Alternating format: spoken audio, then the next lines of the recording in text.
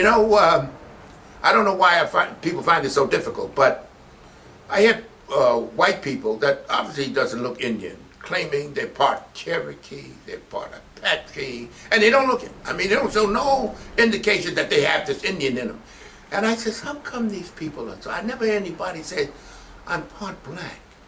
Or, you know, my mother was black. Unless, of course, obviously they look black. Or they look like they could be mixed. But I noticed just pride in being part Indian. And then I said to myself, what the hell the Indian ever done? Why are these people proud to be an Indian, and yet they shun and would never say, I'm part black with any kind of pride? Now what did the Indian do that the black man didn't do? The Indian fought and he died. And the black man didn't. He doesn't have the history of that. It's the humility, and blacks are very, that it affects blacks to this day. It's a shame and being allowed to be enslaved. And you see them, name me a famous Indian that's done anything. One. You got books and books of blacks that have accomplished things, yet it has not brought up the prestige of being black because of the history of giving in to slavery without dying. The price of freedom is death. People cringe, they don't want to hear it, but it's true. It's true. People admire the Indian because when you think of the Indian, you think of bravery. You think of resistance. But when you think of blacks, you think of submissiveness. It's the background in their head that people don't want to face. See, I don't run from nothing. I'm not a comfort thinker.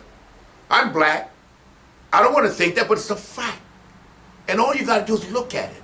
What has the Indian ever done? Name me one famous Indian that done anything. Can't do it. So what does he do? Jim Thorpe was Olympic, but nobody even heard of him. Don't even know what he is. That he was primarily Indian.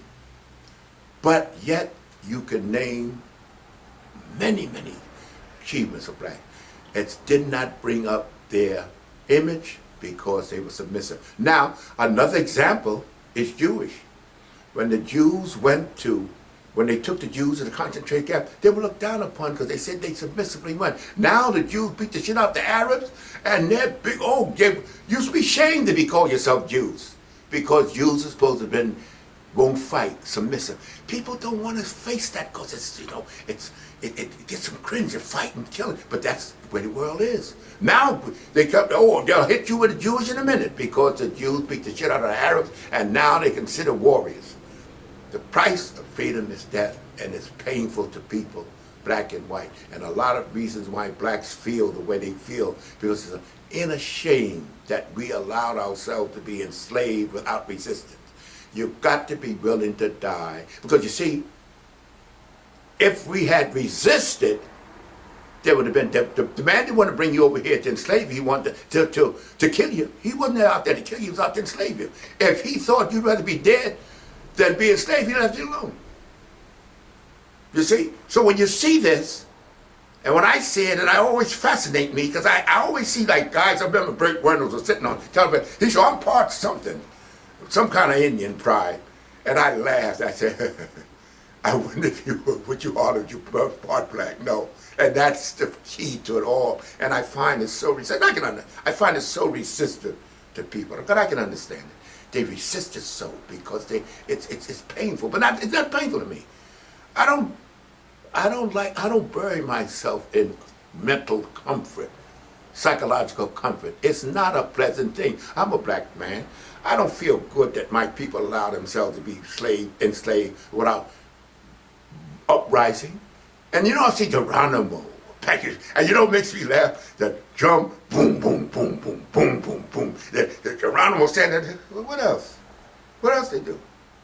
And yet they would have showed the black guy, yes, boss, and cringing and crying. Submissiveness. Nobody respects weakness. And that's the basis of that. And that's why I'm willing to talk about it. I know people are going, ooh, they're going to have to fit. But you know what? If you're honest with yourself, you know it. You damn well know it better than anybody else. But the honesty is painful. See, reason people don't think, they want to be comfortable. And that's not comfortable. But I don't give a shit. Because I'm not a comfort man. I can't learn making myself feel good. I only learn with the pain. And it's not, I don't feel good that the situation the way it is, but you know, even with all accomplishment, first time a black man, again, you know, I'm turning around a little bit. I'm like, but with all of that, this is the greatest country in the world. I'm not knocking the break. This is it's the most progressive country in the entire world. When you can get a black man elected president of the United States twice, when I thought it was impossible. I mean, you couldn't go into restaurants when I was a kid. You can't beat that with a stick. But you see, still, you don't have that respect for the race as a group because of slavery.